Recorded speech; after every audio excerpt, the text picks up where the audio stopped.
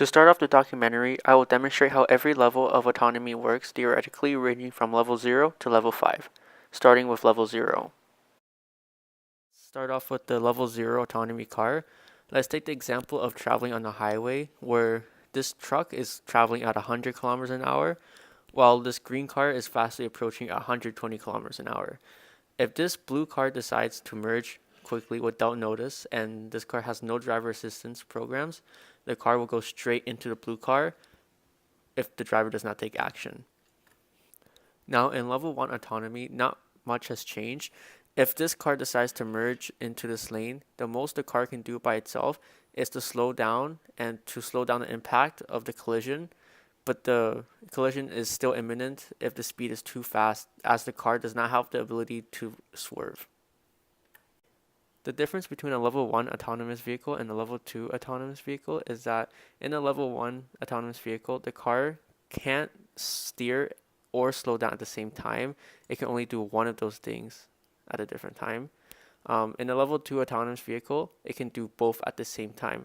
So in the same scenario, if this car was to change lanes really quickly into the next lane, even though the car might not be able to swerve out in time, it has a smarter system which can detect objects at a further distance, which increases the chances of collision prevention. However, some smart systems does have the ability to swerve if there's a collision. So it depends on the system and the car manufacturer. As one transitions from a level 2 to a level 3 autonomous vehicle, the key difference is that the focus of driving changes from the driver itself to technology. One of the key differences is that in a level 3 autonomous vehicle, the vehicle must be able to take control of itself for at least 30 seconds after the warning for the driver to take over has been given. So an example is the Audi traffic jam pilot. It helps the driver steer and control the speed in traffic jams up to 40 miles per hour. So an example is if this blue car was to change lanes into this lane, the Audi traffic jam pilot can swerve to avoid the traffic accident without the driver's help. This makes it much safer for drivers as not as much attention is needed to drive in traffic. Level 4 autonomy is often seen as high-level autonomy. So this is where the car can drive itself fully autonomously on some parts of the road. So an example is in the city, the car might not be able to drive itself. However, as it approaches the highway and enters, the driver in the car does not have to put any steering input and it simply becomes a passenger. However, this does not work for all road conditions, and the driver might still have to take over if it's snowing or raining really hard out. And the difference between level 4 and level 5 autonomous vehicles is that level 5, the car can fully drive itself in all weather conditions just like a human would. So the car can drive itself in all city roads, even with traffic lights, and the car is smart enough to detect any cross traffic or any cars pulling out in its way. The car can swerve or slow down to prevent the accident. And the same can be said for highway driving as well. Level 5 autonomous vehicles pretty much mean that it's matched or higher than human standards. So the car can detect cross traffic, and if a car decides to cross the median on the highway or have an accident and flip over, the car can detect that from a far distance and either slow down or swerve to avoid the accident as well. Now, this is often seen as higher standard than human driving. However, there are some downsides as block sensors or cameras can deteriorate conditions and eyesight for the car. And also some speculate that weather conditions also play a strong factor in the safety, as whenever it's raining or hailing or snowing really hard, the car can't see far ahead, which prevents driver safety. Okay, so now that we're outside, let's take a look at an example of a level 0 autonomous vehicle. So on this car over here, as you can see, there's no radars, there's no sensors, and over here, there's no radar inside, just plastic. Going into the car, now on an autonomous vehicle, there's usually a red triangle that shows you if there's a car that's approaching really fast.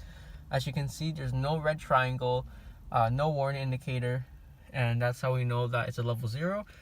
And if we're driving on the highway, If we approach this car really fast, nothing would happen and we just crash right into them. So here we have a level 1 autonomous vehicle. In the video prior, we talked about how in a level 1 car, the car can either steer itself or keep the distance, but it can't do both.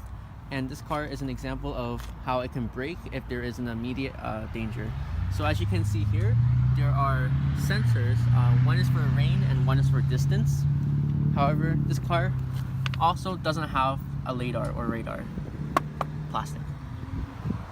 If we get into the car, we can see that if we start the ignition,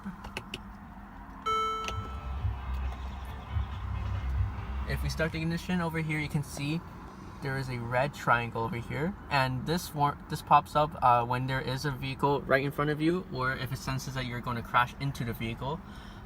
This is useful in situations like in traffic, and can help someone if they're tired and not paying attention, which can potentially save one's life. Another very useful feature this car has, apart from adaptive cruise control, is blind spot monitoring.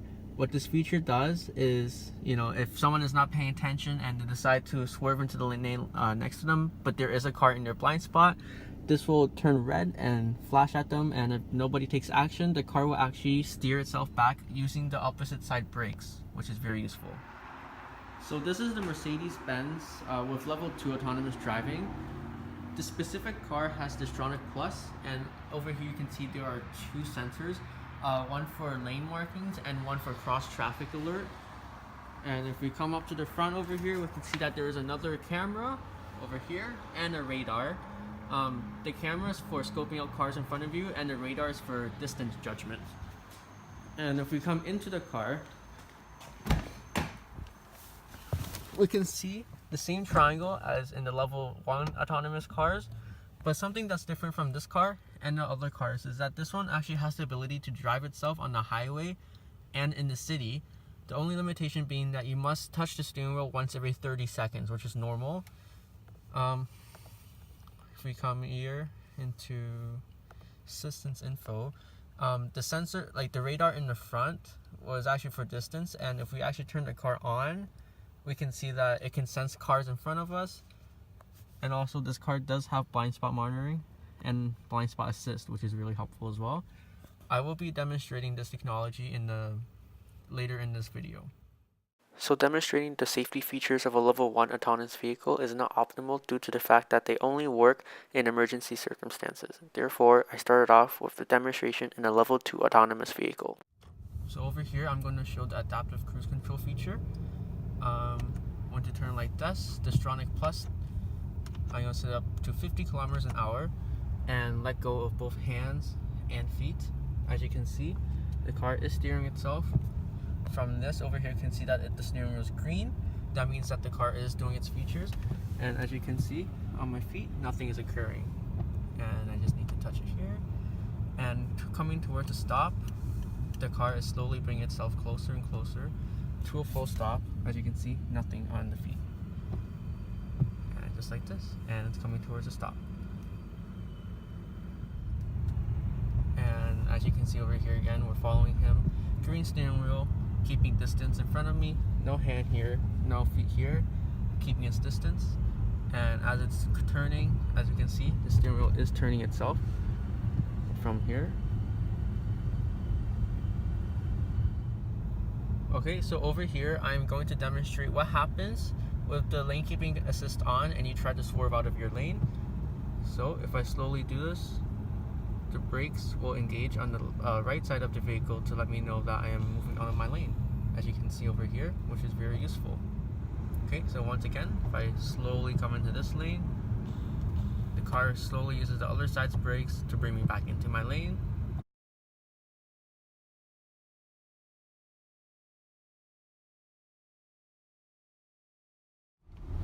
So right now, I'm with Alan driving his Tesla Model X, and over here the autopilot is engaged at 50 kilometers an hour, and it is driving itself down this road over here with autopilot engaged.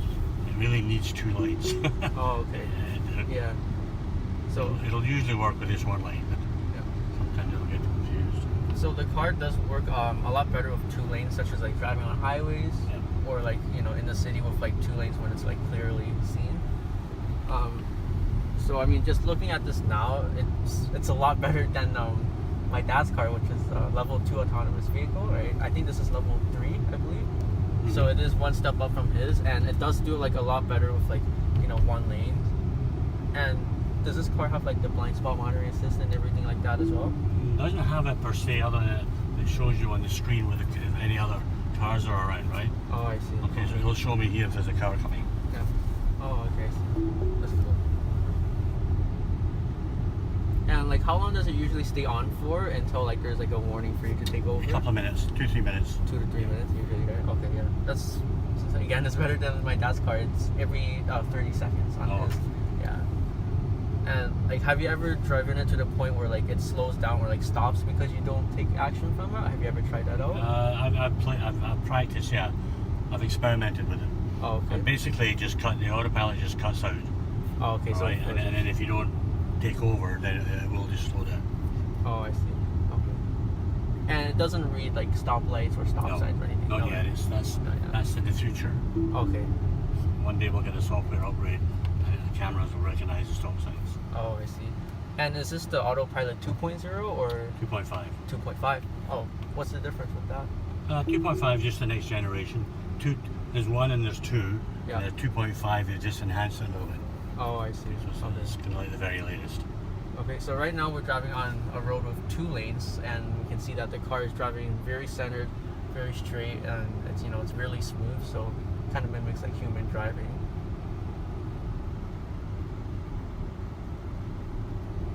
Cool, very cool. So while we're driving, I'm going to ask Alan a couple questions related to my community connection. So number 1, what kind of condition do you think autopilot operates like well in? I'm sorry. While it does what? Like what kind of situation do you think autopilot will drive really well in? It drives best on the highway. On the highway? Yeah, where there's a few different lanes and lines in each lane, recognize the lines, and it'll like any adaptive cruise control, it'll stay a good distance from the car in front of you. If I want to change lanes, I just put on my signal, and it'll change lanes as long as there's no car coming.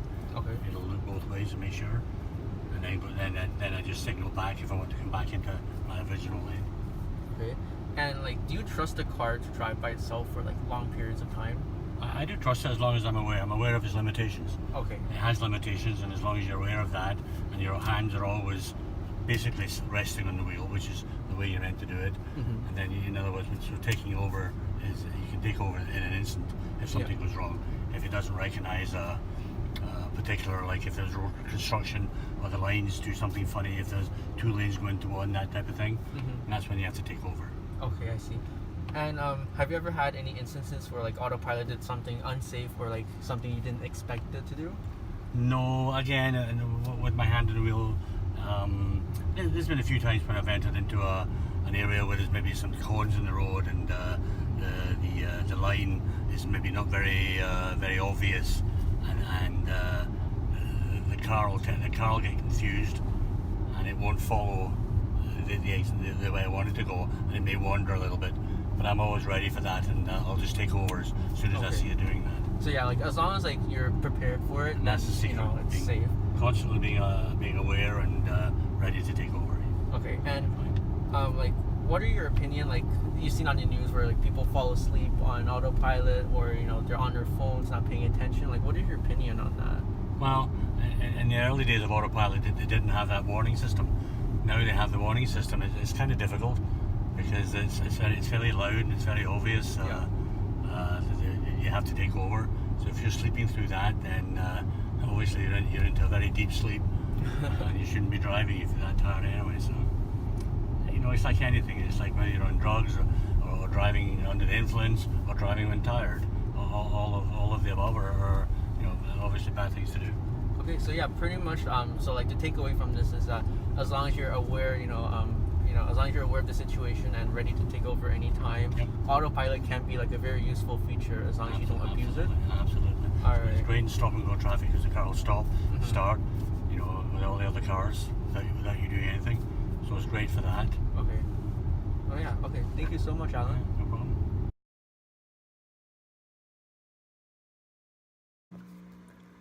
To drop a conclusion, self-driving technology is still at its very primitive stage. A lot more advancements in technology and infrastructure is needed until the car can comfortably and safely drive itself. An example of this is roadways and road markings. When we were test driving Alan's Tesla, at the very beginning there was only road markings on one side of the road, and this almost made the car veer into a ditch. And this should not happen when people actually rely on this technology to drive itself. And though the technology is intriguing, it's not completely safe currently and should only act as a safety barrier instead of used as actual self-driving technology. In my opinion, I feel safer driving myself because I can predict movements from other vehicles far ahead better than the car can, as I can observe to see if there's a red light, stop sign, or other vehicles stopped ahead while the car can't. The car can only see the car directly in front of itself, which makes it unpredictable. All of these things combined make current driving assistant technology helpful in emergency situations, however, should not be dependent on to drive itself without full driver attention.